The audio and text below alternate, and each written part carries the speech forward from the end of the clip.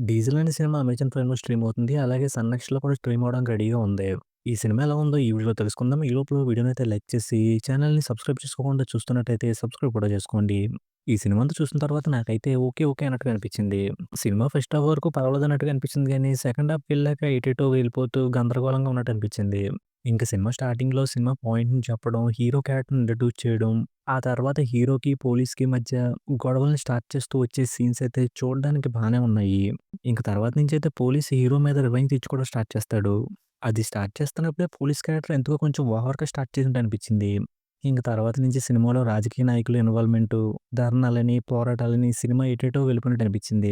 మెయిన్‌గా సెకండ్ హాఫ్‌లో వచ్చే చాలా వరకు సీన్స్ అయితే కొంచెం గందరగోళంగా ఉన్నట్టు అనిపించాయి. దానికి తోడు క్రూడ్ ఆయిల్ గురించి, దానికి సంబంధించిన ప్రాసెసింగ్ గురించి చెప్పే సీన్స్‌ని చూస్తున్నప్పుడు ఏదో క్లాసులు వింటున్న ఫీలింగ్ అయితే వచ్చింది. ఇంక ఈ సినిమాలో హీరో లవ్ ట్రాక్ కూడా సినిమాకి సెట్ అని అనిపించలేదు. హీరోయిన్ ఏదో సాగటాన్ని అంటూ తిరుగుతా ఉంటది.